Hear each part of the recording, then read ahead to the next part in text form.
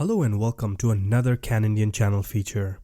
This channel is focused on strategy, entrepreneurship, and most importantly, tactics to become a successful manager.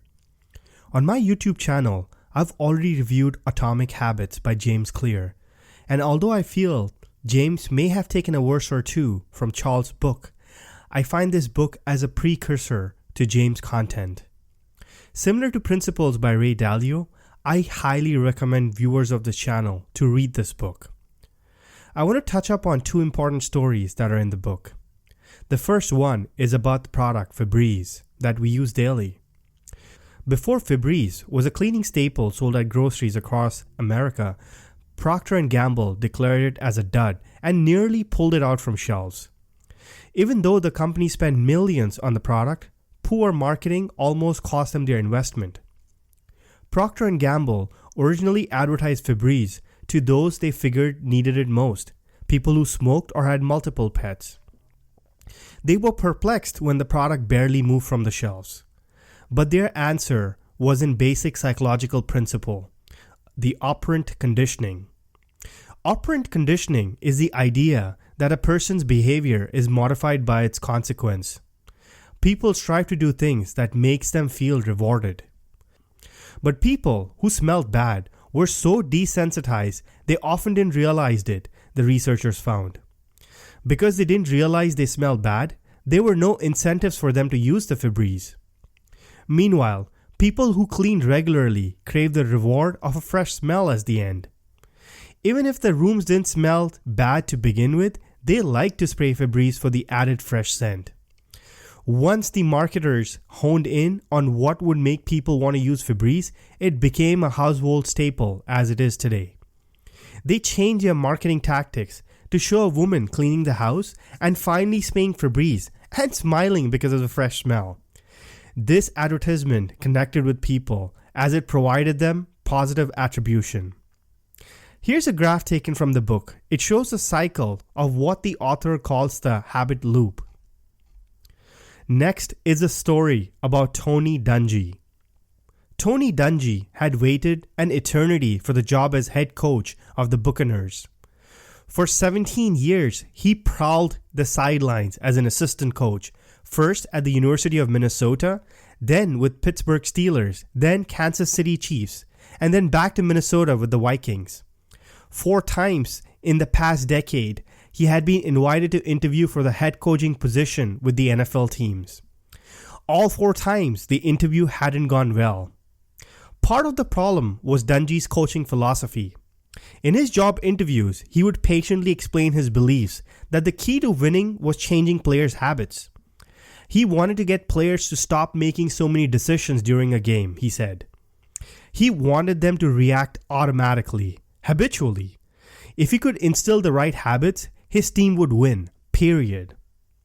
Champions don't do extraordinary things, Dungy would explain. They do ordinary things, but they do them without thinking, too fast for the other team to react. They follow the habits they have learned.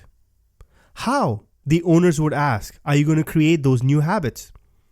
Oh no, he wasn't going to create new habits. Dungy was going to change players' old ones. And the secret to changing old habits was using what was already inside players' heads.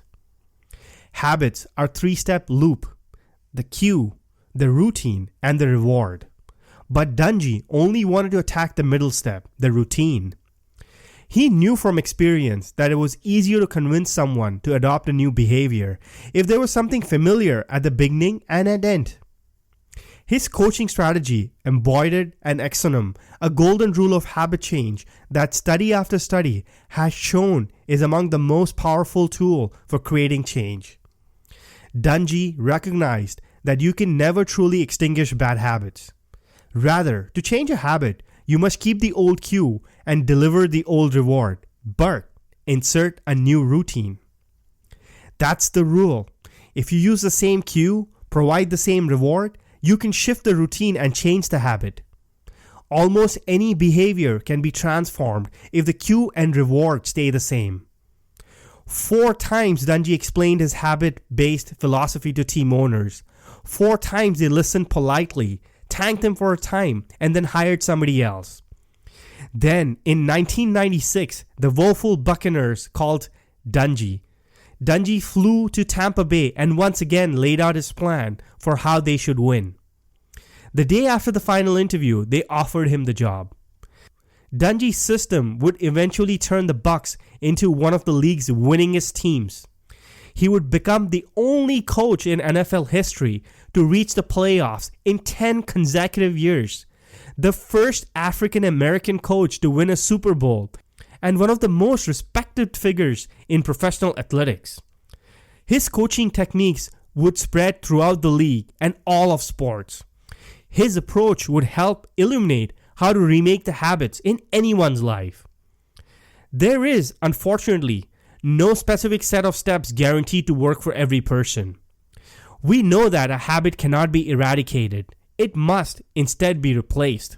And we know that the habits are most malleable when the golden rule of habit is applied. If we keep the same cue and the same reward, a new routing can be inserted. But that's not enough.